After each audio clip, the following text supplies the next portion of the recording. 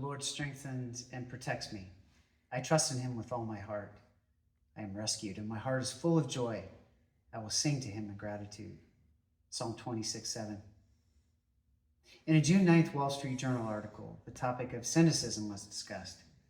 Cynicism is defined as the belief that others operate purely from self-interest instead of the interest of others.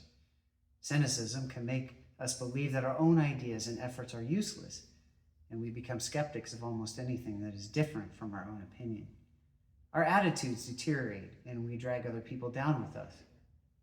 In the article, Jamil Zaki, a Stanford University psychology professor, says, cynicism isn't getting us anywhere good. If it were a pill, it would really be a poison. Betrayed once, we practice pre-disappointment, always assuming others will let us down.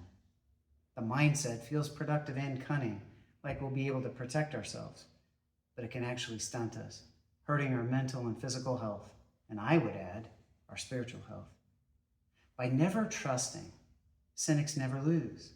They also never win. Just look around at what's going on in the world.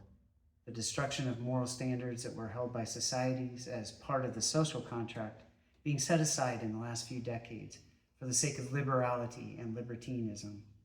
And everywhere the concerned Christian looks, she sees systems in place that prevent a return to the solid ways of the past. These systems were the very ones that people felt like they could trust to preserve, the moral way of life they had come to depend upon. People believe that their trust has been betrayed and there is nowhere else to turn. So it's no wonder that Christians have become cynics. But brothers and sisters, it's not healthy for us, and it's not an effective witness to the world of our relationship with God. And it can even be more deadly to our witness if we allow cynicism to creep into the church itself. Arguments over petty issues or bitter resignation that some decision will happen anyway only serve Satan's purposes, not Christ. We must find a way to pull ourselves out of that death spiral as we consider events in the world and events in the church.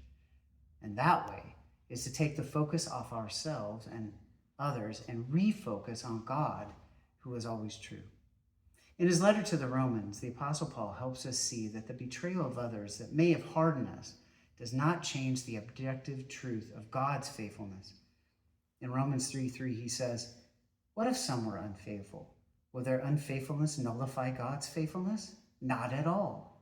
Let God be true, and every human being a liar." It's inevitable that people are going to fail us, and sometimes over and over again. And it's inevitable that we are going to fail others, sometimes over and over again. After all, we are all fallen human beings. But God will never fail us. That's the God we want others to see, and those who need a Savior. The God who didn't leave us behind when we broke his trust. The God who promised to save us even while we were sinners. And the God who fulfilled his promise by sending his only Son, incarnate in the weak flesh of human beings, to die for our sake. When Christians leave behind the tempting opportunity of cynicism, they leave behind sin and replace it with the fruits of the Spirit, the very grace needed, not only to heal themselves, but also the grace needed to heal the world.